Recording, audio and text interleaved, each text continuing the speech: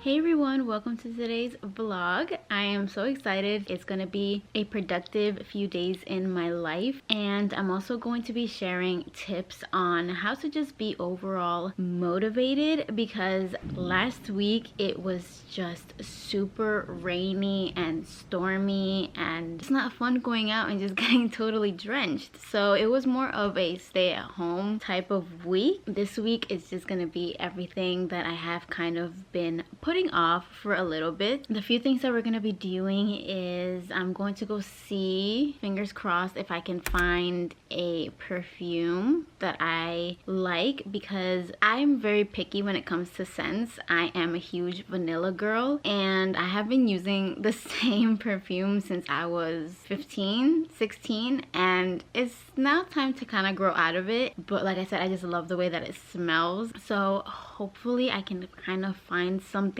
to replace it. Two, I have been growing my nails super long. For all of you that don't know, I am a huge germaphobe. I have been even before COVID had happened. I would always be that girl in high school with my little hand sanitizer. Then obviously with the pandemic, it got worse. You know, I'm always washing my hands, even here at home. And my nails were always brittle. I tried this thing that is called Hard as Hooves, and so I started using this daily, like every single night, because like I said, I always wash my hands, so there's no point in me applying this and then washing my hands and then, you know, it's like all gone. Every single night I always grab some and then I put these all over my nails, all over my cuticles, and they have been making my nails grow so long, and surprisingly, like, they don't chip as easily as they used to. They're just not me. I don't really like having long nails because they can get dirty,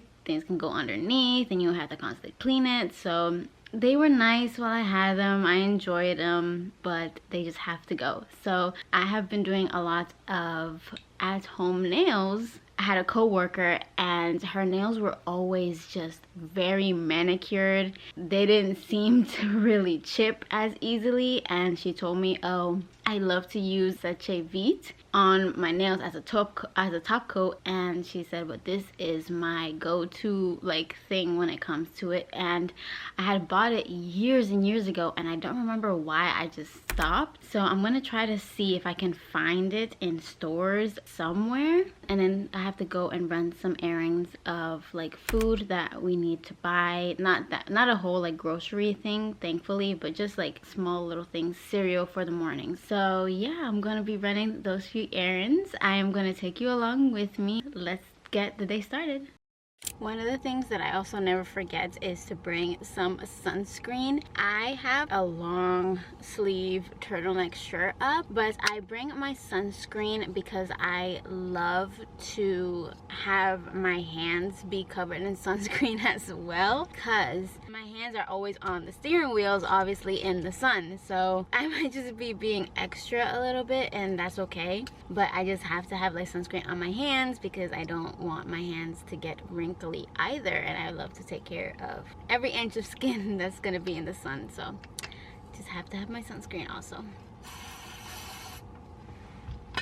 So now that my hands are all like sunscreen up, I have to figure out where I'm trying to go first. I think I'm gonna go to check out the I'll go check out the perfume first actually.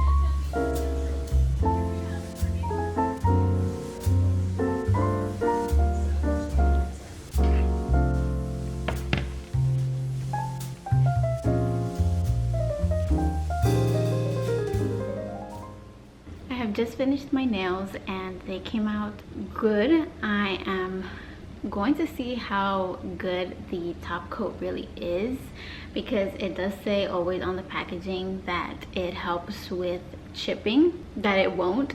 So I'm gonna see how it is for a few days and then see how it does. I wanted to come on here to kind of say a little bit of the tips that I wanted to mention in this video. So this is the tip before the actual tips, which is writing down all of your wants and your need to do the day before for that day or for the week that you are trying to be productive. Why I say wants and needs is because there are some things that we kind of qualify as, oh, I need to do this, but it's not really a necessity to do. So for example, how yesterday I was going around saying that I wanted to buy these nail polishes. It was not even a need to do. It was something that I wanted to do, but I also needed to do grocery shopping. So I kind of meshed them together.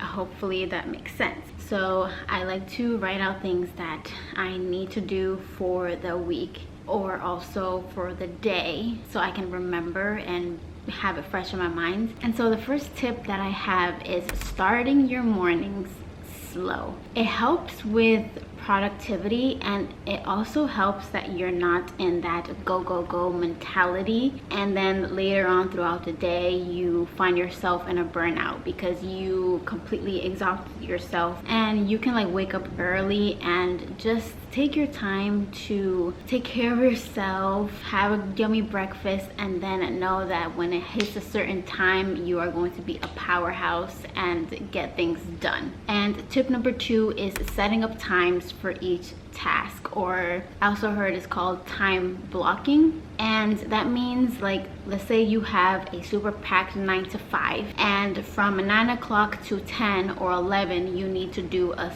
certain thing. I'm so sorry if the lighting got super dark. It started storming pretty badly. You have to do from 9 a.m. to 11 a.m. you have to answer emails. So then you dedicate that time, you set a timer for those specific times, and then right after that timer lets you know it's 11 a.m. you're done, you take a little bit of a break and then you start the next task that you need to do. And tip number 3 is distractions just have to completely go. When you're doing your emails from 9 to 11, make sure that your phone is on do not disturb. Make sure that you have nothing else on, like your YouTube or watching a movie, or even if it's like, oh, I need to have a show in the background to help me, just like probably turn it off. Because I sometimes also, when I'm editing or doing computer work and I have something on in the background, I notice that for like a few minutes something will happen on the TV and then it'll completely take my attention away, and then I'll realize, oh, I have to go back to what I need to do. So distractions just have no part in your motivation to be productive. And then the last tip that I do want to mention, because I'm not liking this lighting at all, it is too dark, is remember your what, why, where, and how. The first thing is, what are you accomplishing by not being productive? Are you realizing that you're stuck in the same place that you are, whether that be physically or mentally or financially? Are you gaining something by not being productive? And if you realize, let's say for example, was not productive for a whole month, and I saw no growth, obviously because we weren't productive during that whole month. Remember, that was what I did. I didn't accomplish anything by not being productive.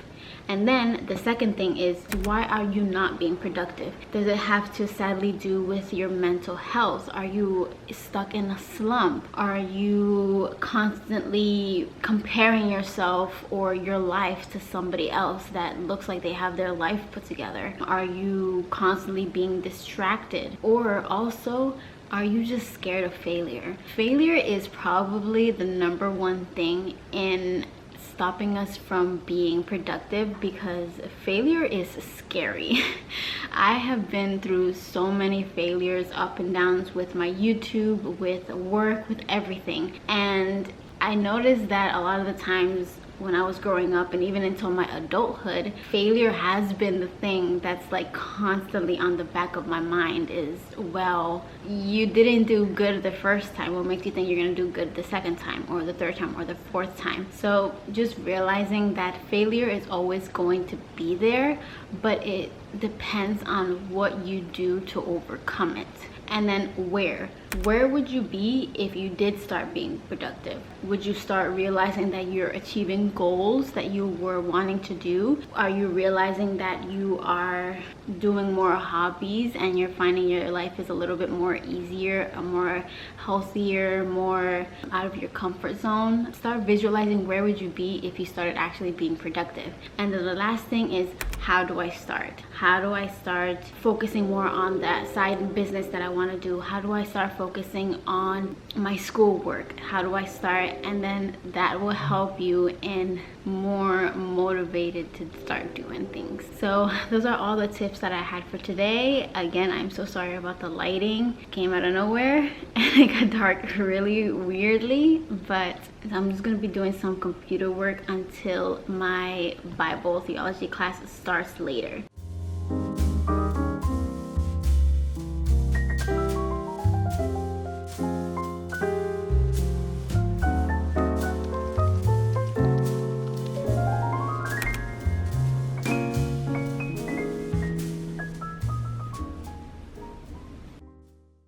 Hey everyone, so I am going to take today as kind of an editing day because I have to edit everything that I have filmed, and then tomorrow I do have some stuff that I do need to film. Before I start doing my editing, which is going to take me a bit, I want to keep going with the tips that I was mentioning yesterday that I didn't finish, is to set goals and small rewards. Whether they be realistic goals or whether they be goals that you want to accomplish far into the future, when you set goals and then you set rewards when you finish them, it kind of also helps you in motivating yourself to want to accomplish more of them. I think it just gives you a boost into realizing that, you know, you can do it. You can have that motivation to set goals and accomplish them, and then you can reward yourself for them, and then it makes you say, what else can I do? What else can I accomplish? Taking breaks are your best friend, not your enemy. They can be bad when you say, I'm gonna take a 5-minute break, and then you realize you're on your phone and it's like 30 minutes later. That's when it's bad. But when you just take like a 1 to 5 minute break and kind of just compose yourself while you're doing all this crazy amount of work, it will help you. Just make sure that you're being diligent with your time. Start making motivation into a habit. You start applying habits to your life, and then when you realize you're doing that habit, it just becomes second nature to you. So start seeing motivation, or start seeing things that make you productive as a habit overall, and not just, oh well, this week I feel very productive, and then the next week you fall behind again, and then, oh, the week after I'm getting back on the grind, because then it's not going to be a habit. It's just something that you're going to feel inspired to do. Don't depend on your inspiration. I know that there could be some head scratches when I say, what do you mean don't depend on my inspiration? I see it as there is motivation and then there is inspiration. Motivation means an internal state that drives people to engage in goal-directed behavior. Inspiration means a person, place, or experience that makes someone want to do something creative. Wanting something is a way of wishing for something. Wanting something is not the same as doing something. Wanting something is not the same as needing to do something. So you can want to be productive, you can want to do certain things, but that doesn't necessarily mean that you're going to do it. Don't depend on your inspiration, because inspiration can come and go depending on the circumstances, depending on the people that we're surrounded by, depending on anything. It's like kind of like a flimsy foundation when it comes to motivation. So I have to do some editing. This is also the time where I edit and then I see things that I probably need to shoot, like b-roll, and then I write down my list of things that I need to do tomorrow when I do film. So this is the time for me to edit.